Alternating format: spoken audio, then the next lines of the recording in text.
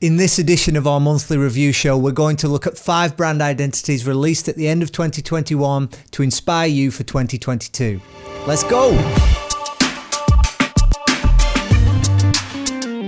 Hello friends, welcome back to Flux, where we talk design and freelancing. My name is Matt Brunton and I am back with our monthly review of 5 notable brand identity projects from studios large and small.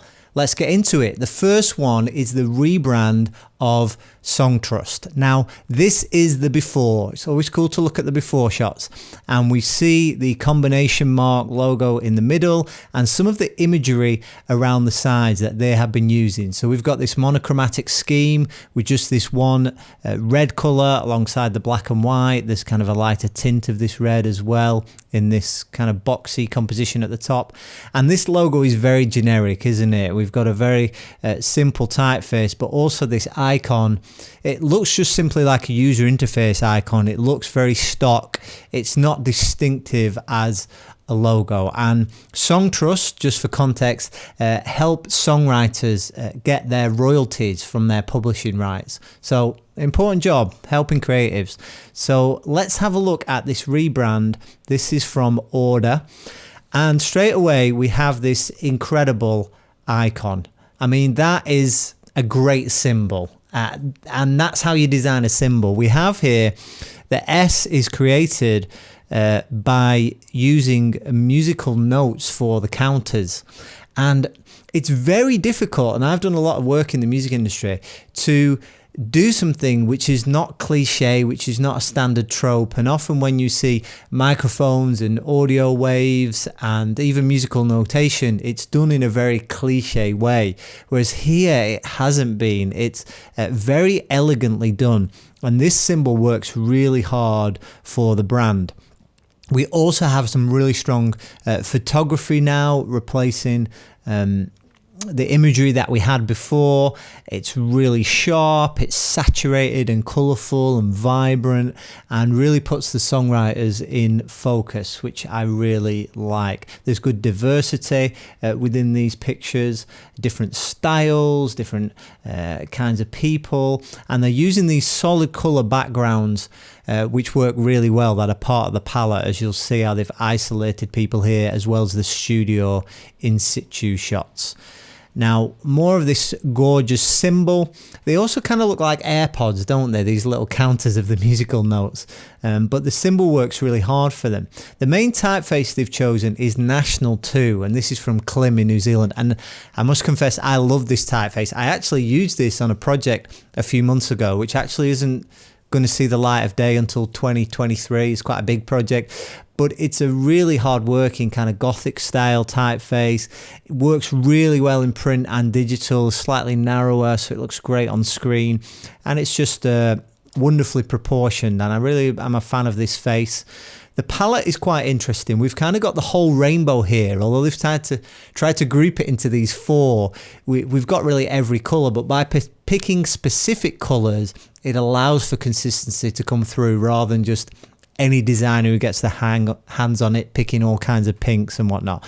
So that's quite good because it gives a lot of flexibility. But what they've done is they've shown restraint by having a monochromatic palette within each layout. As you can see here, the icons, but as we scroll some applications, they also make use of this simple grid, which is quite well illustrated here.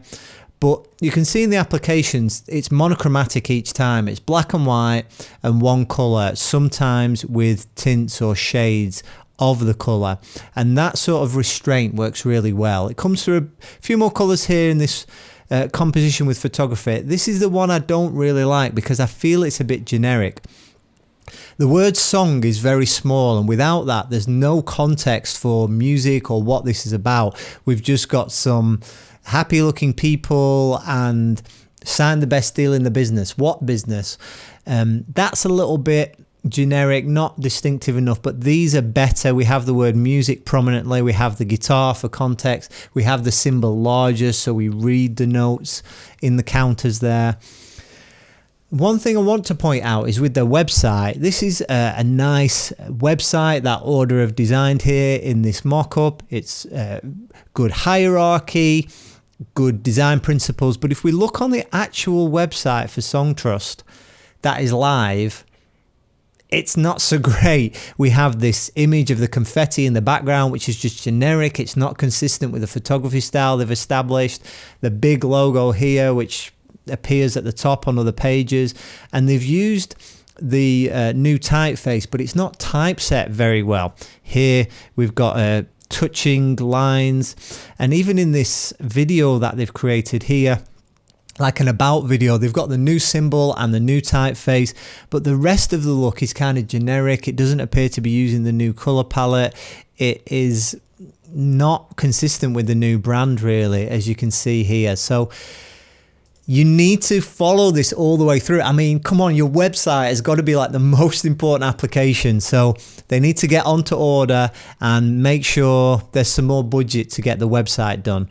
But well done. We've got two colors here, but most of the time it's monochromatic within each layout. So good restraint, but also enough flexibility. I like these editorial layouts here. They really work hard to convey a more modern brand. Again, the iconography now is consistent, building out from the symbol in a style rather than it looking very stock, very generic. Loads of applications here. Check it out for yourself. Links to all these projects will be down in the description. Let's rifle through a few more. We've got 4 to go. So this one I've actually been asked in the comments to tackle, and it's quite a high profile one. And this is Block, which is the parent company for Square and Tidal, the music streaming service, and a few other services. It's quite small here, but you see they've got music curated by Jay-Z. That's fairly legit. And this is their new symbol. And I think this is really interesting. This is a symbol that animates, that moves, that is always changing. And normally I would say this kind of symbol, not simple enough, maybe not flexible enough across applications, but because of what these guys do, it's very much in the digital space. They also do things within the world of crypto and blockchain. This kind of style is appropriate, and because it's a digital only brand, as far as I understand it, it's going to fit and it's going to work. They don't have to worry about embroidering this onto a t-shirt or something like that. So it's cool to see something a bit different that's done. And even with a name like Block, they haven't just got a square, as the Square logo is, a square within a square. And they haven't just drawn a cube either. It's a more interesting kind of shape, so it brings a little bit of personality. There's not much going on their website, really, just kind of a couple of links here. I don't even know what these pages look like. Let's have a look. You want to invest in this thing? It's too slow. Let's move on. There's a bit of a case study here, or a better rundown of it actually, on brand new. And you can see here Square, which is the parent brand, what their logo looks like. That's now just going to be the branding for Square, the payment service. And Block, this is a lot more contemporary, younger, more attitude.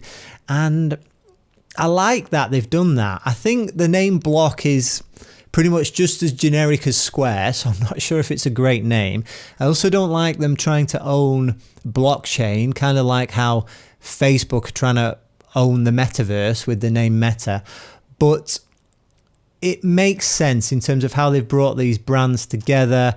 The Cash App, Spiral, I think it's called, this app, TBD, and Tidal, and they've brought them together. We can see here in this promo video. Let's turn the sound off and watch this for a minute. Let's go full screen. And they've kind of done the classic thing where all the brands come together in one. And apparently the name Block is inspired by neighborhood blocks, as well as block parties and the blockchain. And I'm not sure about that one, but at least they've got some rationale behind it. All the blocks come together here. Let's skip on a little bit.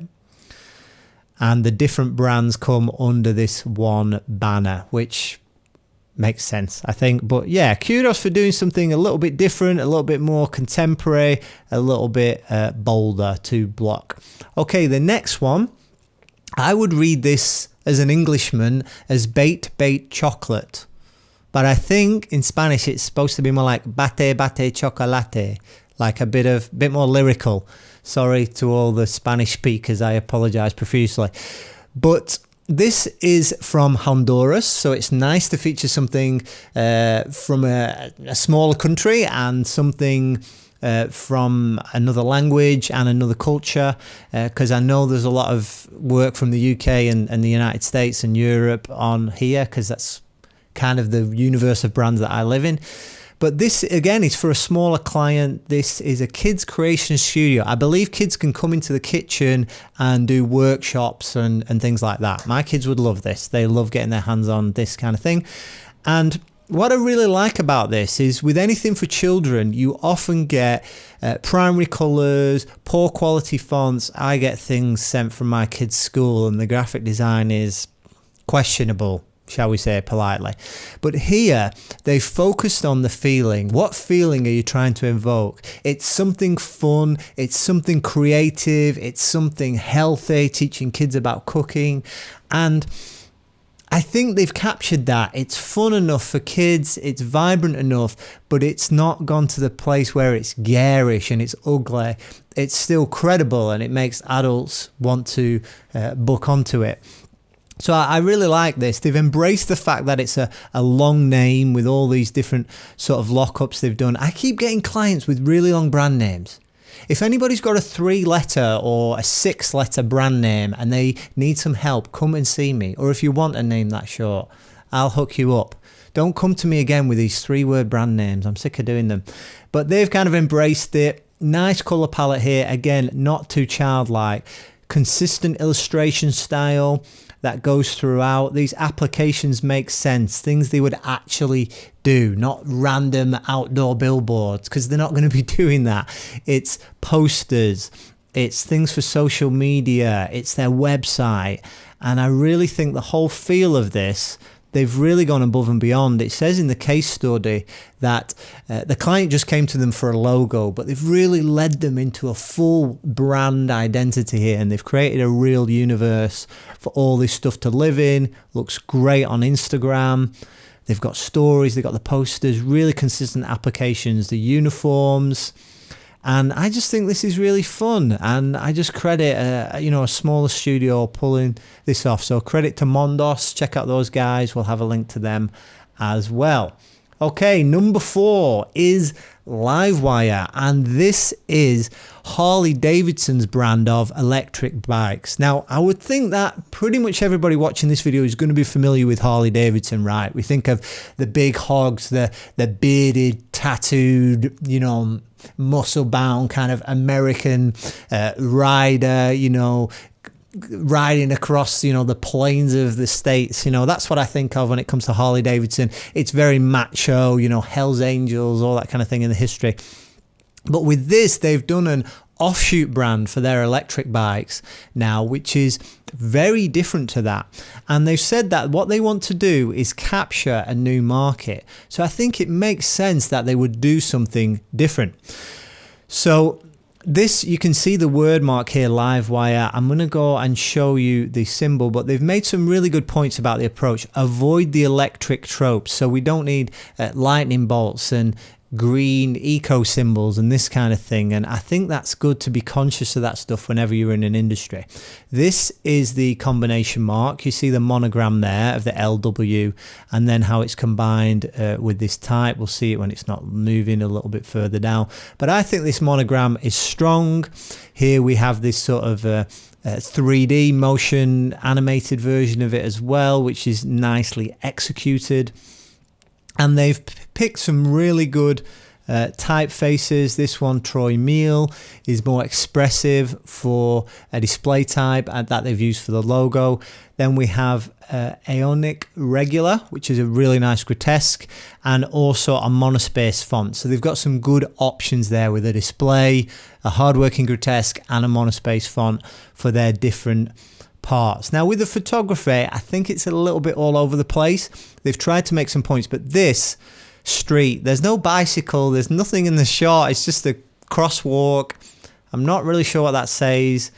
This with the kind of lens flares, but in a more stylistic way, I quite like. Then we've got drone photography, then we have the country, and there's kind of some are close-ups, some are mid, some are wide shots. I'm not really sure what the style's supposed to be for each. I do like the point that they've made with the product photography, that it's a lot more technical. They've made it sculptural in the studio shots. And this to me makes it more akin to a tech company. This is like the way Apple would shoot products. Very high res, looks like 3D renders. I don't know how they get a bike this clean, but I think that's clever because it's more in the tech space for an electric vehicle, and that's appealing to the new generation.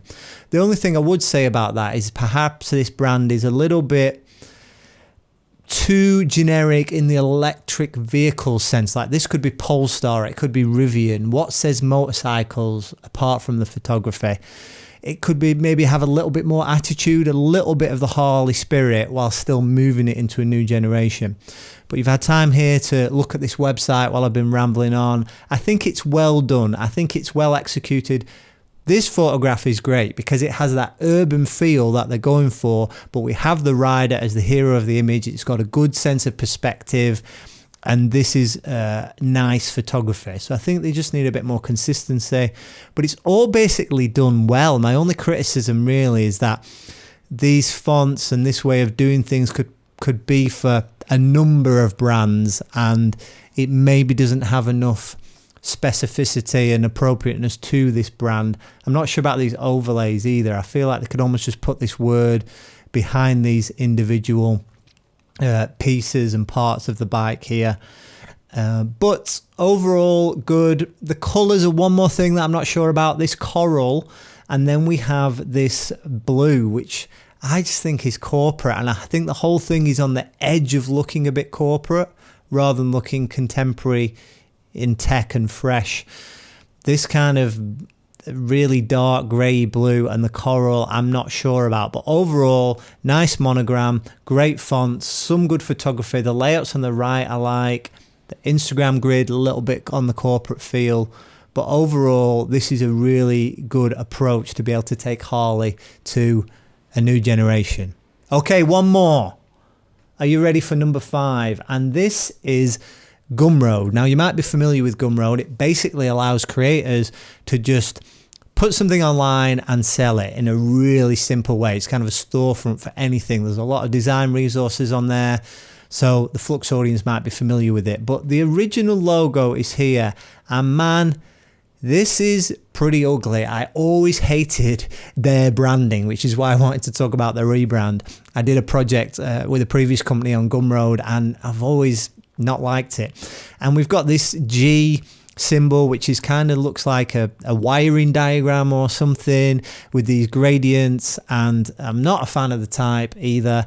And they always use these sort of cyan going into a teal, and then these sort of reds, and it was kind of an ugly color combination. It looked very dated in my view. So they've gone loud, and they've gone bold, and they've gone very Gen Z, and they've gone to these playful cartoony illustrations. I'm actually going to jump straight to their homepage because you really get the feel of it. Gumroad, full width, massive. We've got a modern style typeface with these deep ink traps. Really a lot more interesting, a lot more personality, and it really fits the creator economy a lot more. I think it's young, it's a fresh opportunity, and we've got pink and mustard. It's loud with black and white. It really is a lot more contemporary, a lot more vibrant, and I really like that. These fonts are a lot better looking, and we have all these weird shaped characters that we've kind of got. But I think the layout of this website is really good and really interesting. It leads you through a journey. Don't take risks, that's scary. Place small bets, that's exciting. And you have the cartoons that marry up with the headlines. And I know a lot of people sell like comic books and that kind of thing on Gumroad as well, so it kind of has a consistency with the kind of content that you have there. So I think this palette now using pink, mustard, we've still got this kind of teal-ish colour, but then it's just with black and white, and that makes it like very contrasty, and that just lends itself to the vibrancy. So I like this, that they followed this through all the way, and it really leads you on a story. I think this is a really good homepage. We've got the testimonials here. We've got simple points, like one sentence at a time. So it's definitely a good web design case study to look at as well. Great example of how to do a homepage. So kudos for them for adding more personality, more fun, more interest, and also do something a lot more contemporary that jives with their audience. So what did you think of these projects? Let us know down in the comments, and make sure you subscribe for more branding and design goodness from the team here at Flux, and we'll be back to talk to you very soon.